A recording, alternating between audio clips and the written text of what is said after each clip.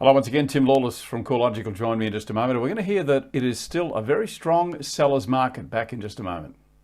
Hi everyone, my name's Nick and I'm the Country Manager here at Beepo. We offer outsourcing services for real estate agencies that are looking to become significantly more productive and efficient. Let me give you a bit of a rundown about how our real estate team actually works. At Beepo, we have many positions to assist our clients in the real estate industry. These include sales assistants, trust account and marketing staff. We also have a couple of our most popular products, the property management assistants and Rock End property assistants.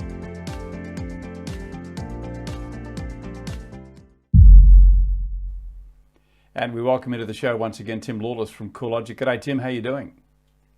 Hi Kevin, thanks for inviting me on the program again, mate. My pleasure, my friend. Hey, it looks as if, and we'll pull the prelims up in just a moment, but it looks as if it's still a pretty strong seller's market. Good demand, Tim? It certainly is, and for a few weeks now we've been seeing the market being tested on quite high volumes. Last week, of course, was a record number of, or the highest number of auctions so far this year.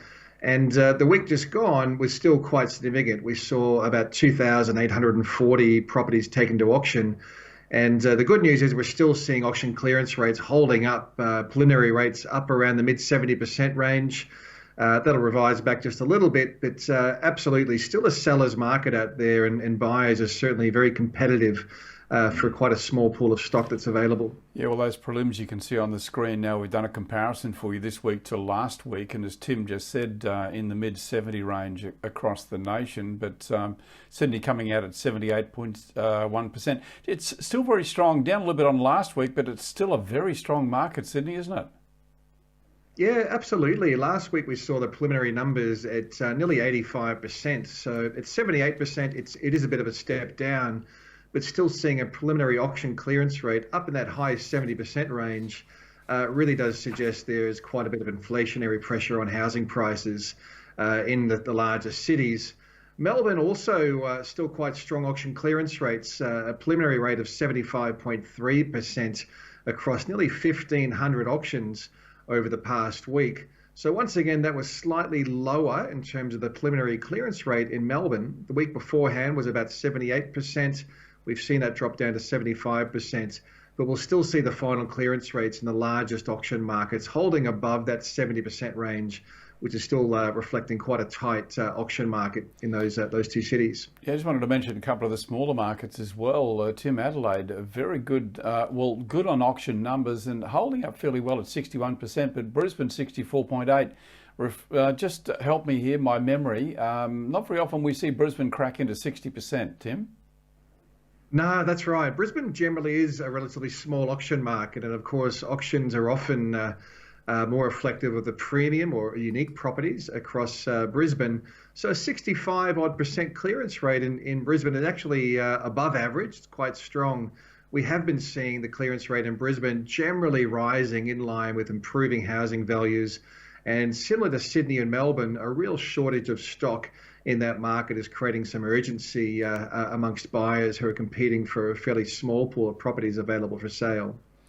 Okay, we'll take you to the Sydney sub-regions now. Tim, just take us through this. Once again, we've got a comparison between this week and last week just to have a bit of a look. Down a little bit in a couple of areas, but gee, still a lot of the sub-regions in 80% range, Tim.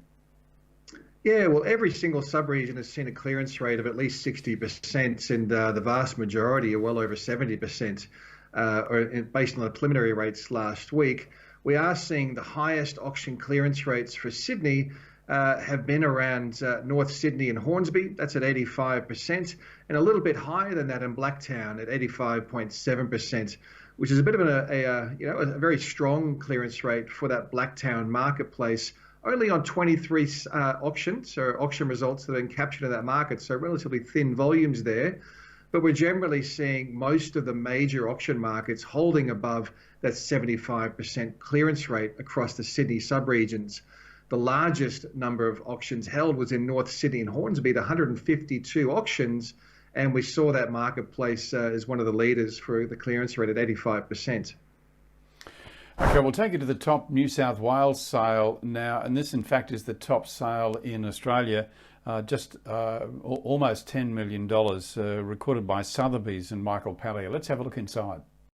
A breathtaking backdrop of Sydney Harbour plays centre stage on both levels of this superb property, showcasing 180-degree panoramic northwesterly views of Sydney's iconic Harbour Bridge across the lower North Shore, Mossman to Manly.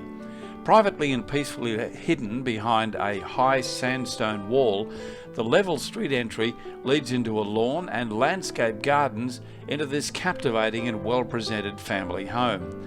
Situated in one of Vaucluse's most prestigious dress circle enclaves and set on 580 square metres, the home is so close to Parsley Bay Reserve, beach and park. This offers an idyllic harbourside lifestyle.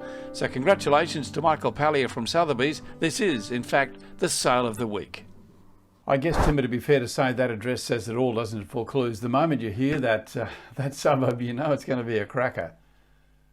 Absolutely, especially when you have views over the water like this property does. You can see the Harbour Bridge off in the background, surrounded by other properties with multi-million-dollar price tags. So no surprise, as you say, Kevin, when you see a house being sold in Vaucluse, particularly one with such panoramic views like this, you're generally going to be talking up in the double-digit million-dollar figures. Absolutely. Okay, we'll take you to Victoria now. The sub-regions there, once again, a comparison between this week and last week.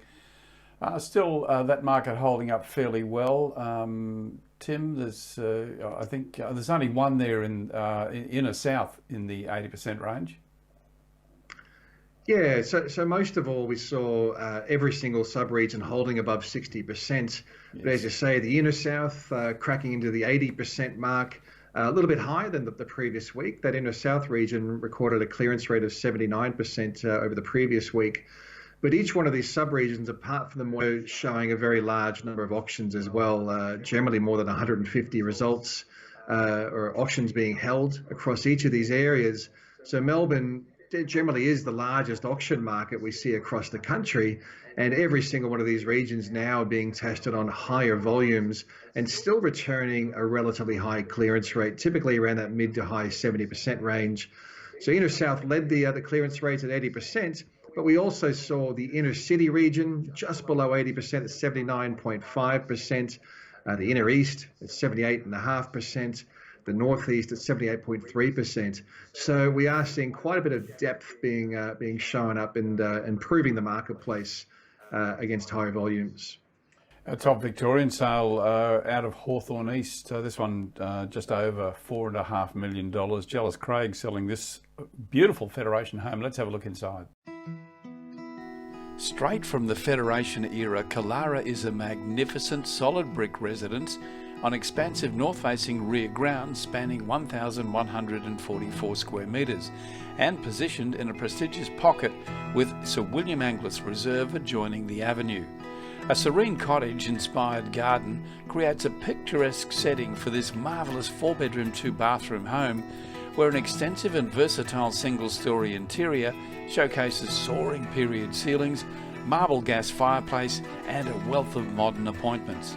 Now, while it's well appointed now and very well maintained, Killara does offer future scope for updating. Victoria's top auction sale from the weekend, sold by Chloe and Campbell from Jealous Craig. Okay, we're going to still take you to a number of top sales around Queensland, ACT, South Australia and WA. Tim Lawless from CoreLogic is taking us through the results. We're going to come back in just a moment. Before we do, here's Cate Bakos again, and a way that you can get a bit of information if you're going to be turning up to bid at an auction this weekend. Hello and welcome to another one in our summer series of auction updates. We're taking you behind the scenes with Cate Bakos and educating you, hopefully, if you're going to be bidding for a property in the next few weeks or months or year ahead, who knows. You know, you don't really have to be all at sea when you're preparing to go to an auction to bid and hopefully buy the perfect family home or even another property that you want to put into your property portfolio. There are some key things that you can uncover from the agent in preparation, but all you've got to do is know what questions to ask. You don't need to know the answers. That's obviously why you ask the questions, but knowing the questions is the key thing. Cate Bakos is a buyer's agent. She's based in Melbourne, and she is going to help us detail some of those questions today. Cate, welcome to the show once again. Thanks for your time. It's great to be here. Let's walk through some of those questions. You've given me a list here, and you say how many people have already inspected the property. I mean, it's fairly obvious why you would ask that, but how relevant is it really? Buyers are always petrified of missing out at auction and getting pipped by someone who's stronger. And obviously the number of bidders per auction can be a reflection of just how competitive it could be. If you've ever set your heart on a property and you've missed it at auction, it can feel quite a devastating blow. So buyers are very reluctant to throw their hat in the ring if they think there's a lot of competition. But I always say to them, knowledge is power. So find out how competitive it is.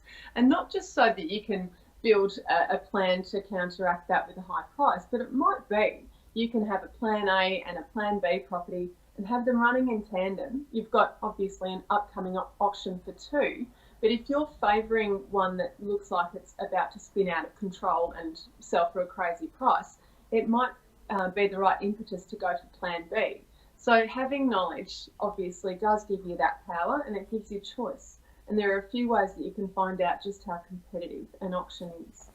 Indeed. And last week when we spoke, we talked about asking the agent certain questions and, and also going to auctions to become familiar with how the agent works and how the auctioneer works. I also think it's a good idea, Cate, I'd love to get your feedback on this, about going to, if you're interested in a property, go to a couple of open homes, not just one, and be prepared to stay for a while to see how many people are turning up, what sort of questions they're asking, and even suss the opposition out a bit, Cate. Absolutely. I hover around that front door and listen to what people are asking the agent. Yeah. I also quiz the agent.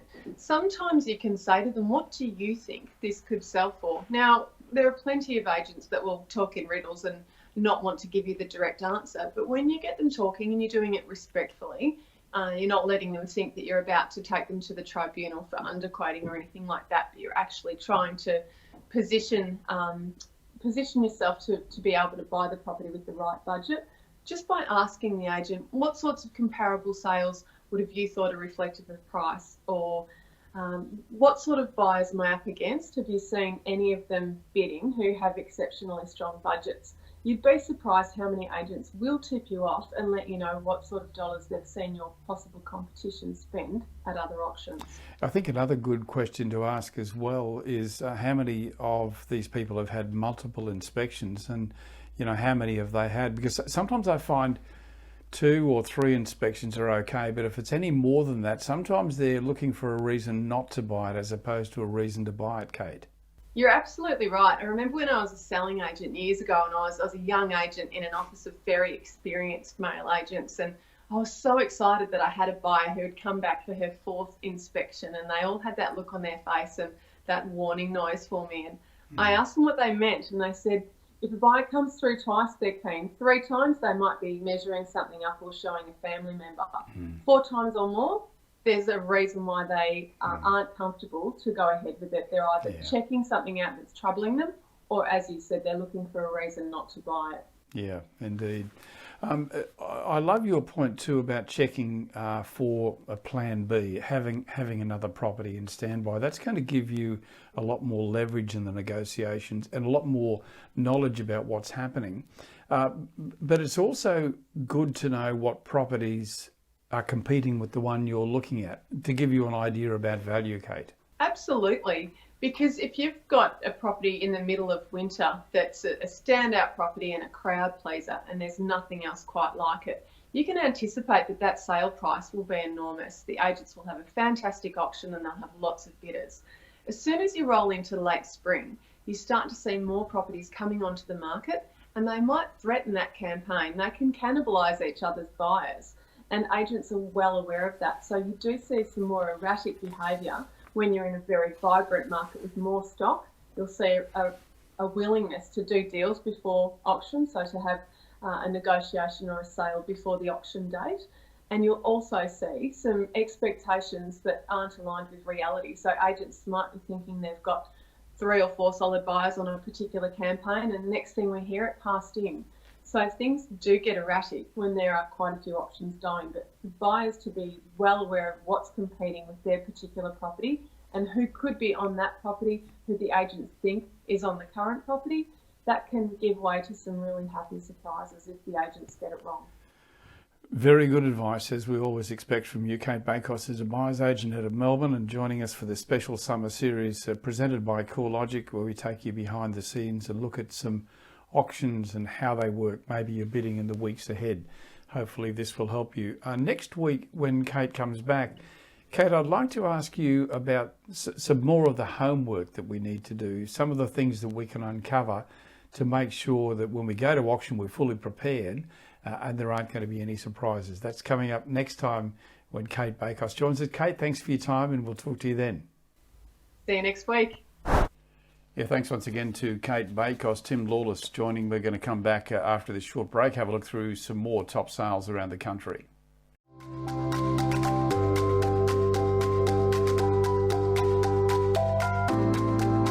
In today's market, great ideas alone simply aren't enough, but innovative execution can hand you a real competitive advantage. Nightlight is a cutting-edge illuminated signboard by Printforce that offers round-the-clock visibility and features that maximise advertising space, improving your exposure. Buyers can now see the full picture day or night with Nightlight's edge-to-edge illuminated surface, which utilises environmentally friendly, scratch-resistant technology. Now available in 6x4 and 8x4. Nightlight is as versatile as you need to be in today's market. Let your clients know you're working day and night for them, and then prove it with Nightlight.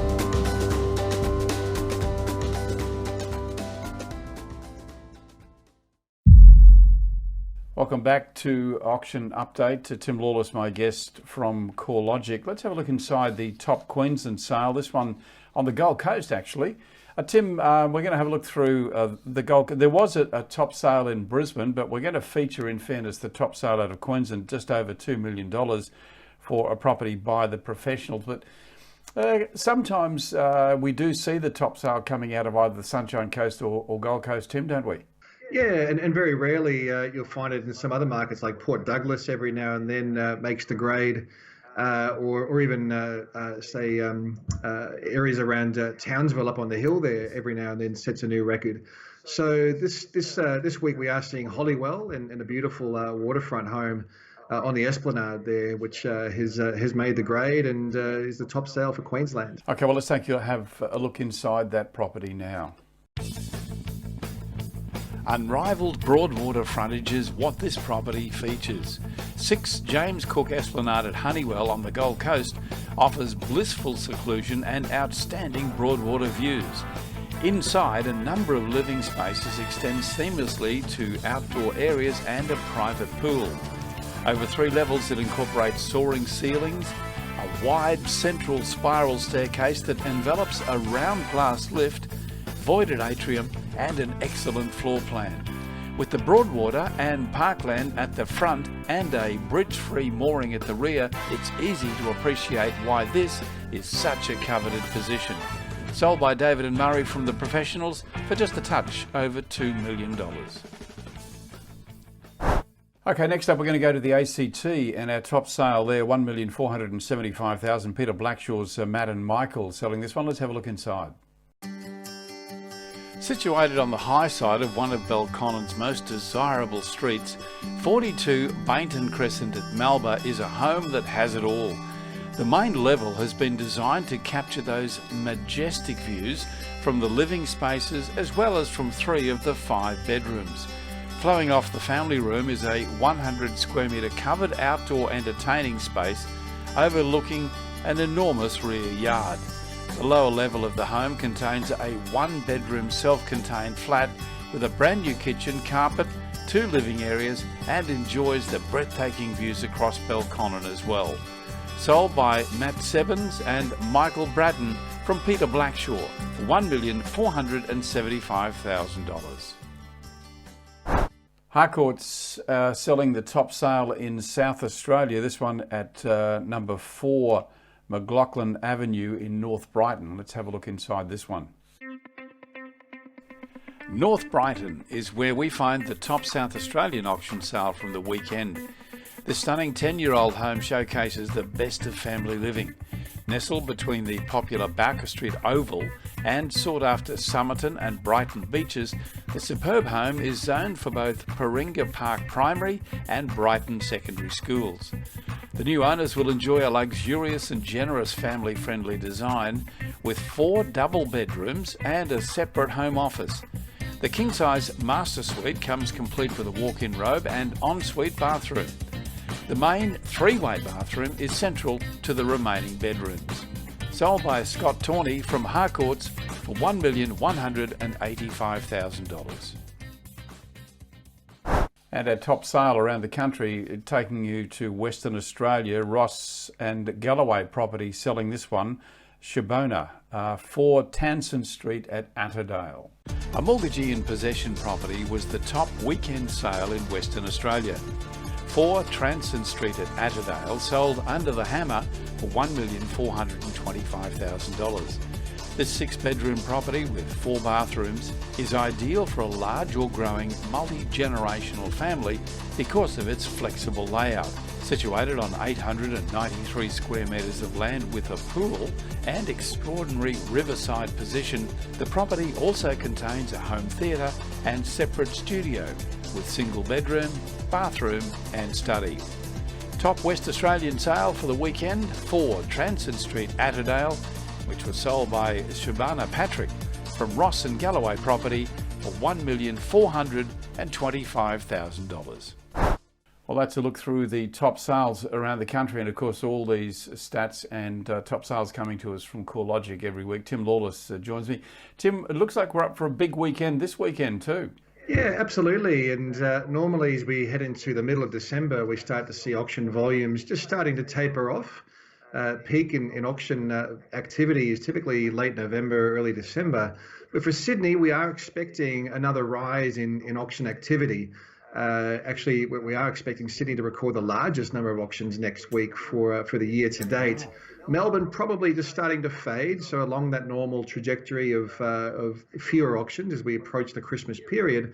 So I think next week the market to watch will be Sydney, with a record number of auctions being held so far this year. So another test for that marketplace to see if we can see clearance rates holding as high as what they have been over the past few weeks.